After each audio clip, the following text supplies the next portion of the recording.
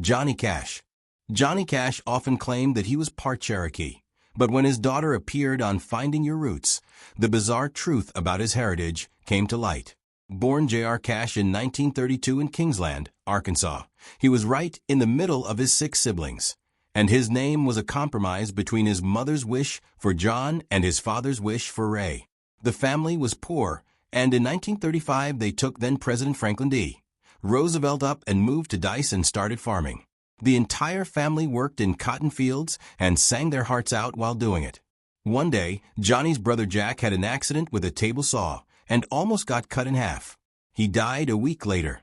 Jack was Johnny's closest sibling, and it was a huge loss for him.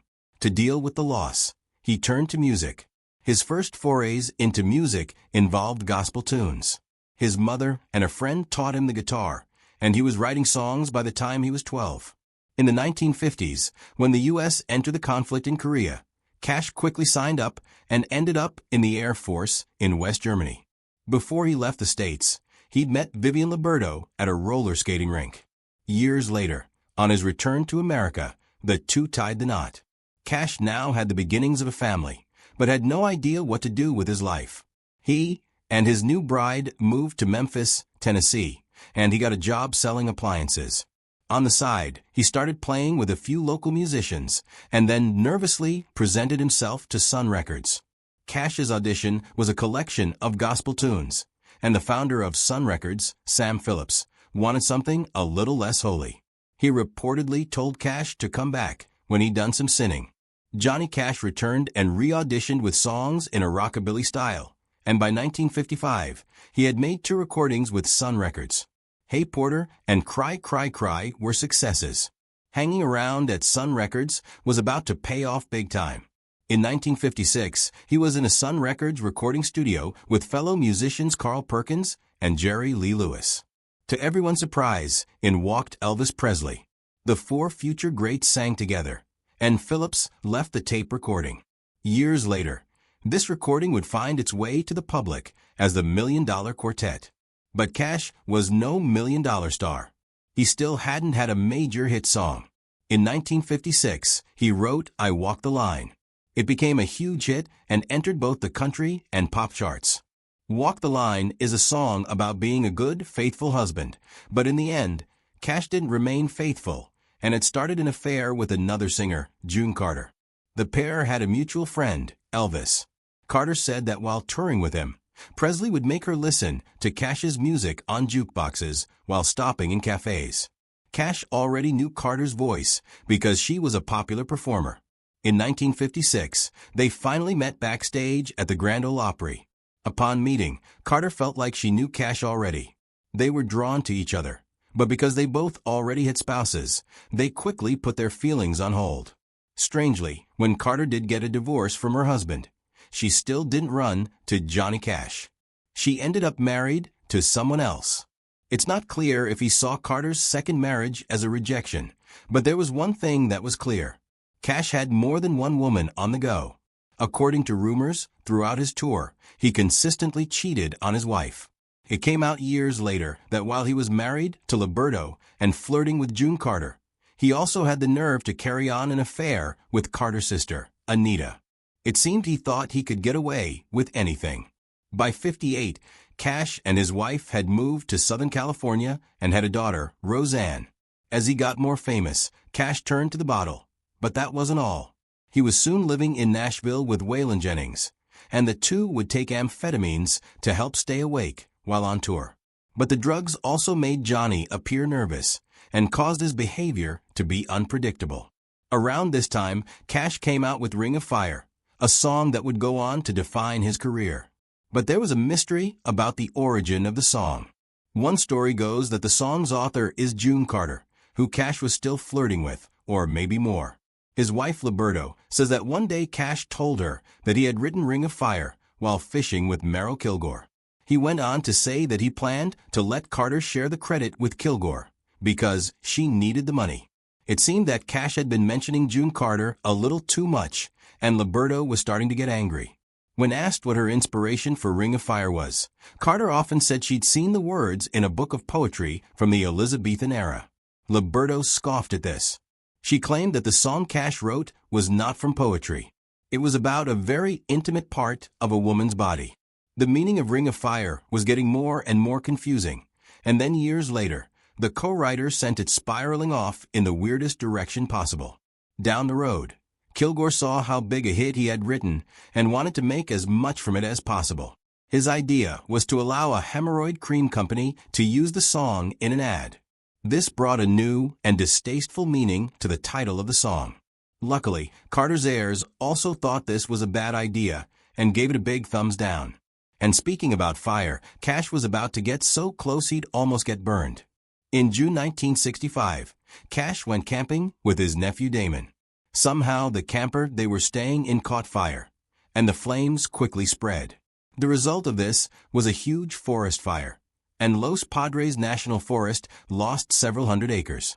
When the fire was finally out, Cash had to face some burning questions from authorities. His explanation was that a spark from his camper caused the inferno. The only problem was that his own nephew disagreed. He said that Cash, in order to stay warm, had lit a fire. He then said that his uncle was under the influence of pills and didn't notice that the fire was moving at a rapid pace. The authorities sued Cash, who eventually settled for $82,000. But this campfire story wasn't over yet. Because of the blaze, many of California's endangered condors left the area.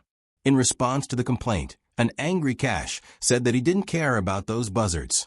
This didn't win him any friends in the bird lovers community. Cash was keeping up his reputation as a bad boy, and his next stop was prison. Something that pushed Cash's outlaw persona further was his concerts behind bars. He did shows and recorded albums at the notorious San Quentin and Folsom prisons. Some of the songs reflected prison life, and this inspired Life magazine writer Al Aronowitz to say that Cash sang like someone who has grown up believing he's one of the people that these songs are about. The truth was, Cash knew very little about living life behind bars at all. He purposefully created the image of an outlaw for his persona, and many people just assumed that he had done some time in lockup. The truth was a little different than the image. Yes, Cash had gotten in trouble with the law, but he had never spent more than a night at a time behind bars. As it turned out, the truth behind Cash's brushes with the law were more farcical than felonious. One time he got in trouble with authorities for trespassing onto some private property. Very shady. Except he was actually there to pick some flowers. His next brush with the law was almost equally tame. Another incident occurred in El Paso, Texas. The authorities had an idea that Cash was carrying a personal supply of heavy-duty substances from Mexico into the U.S. For this reason, they took him down to the station. Instead of finding the opiates they expected, they found prescription amphetamines, and Cash got off with a slap on the wrist.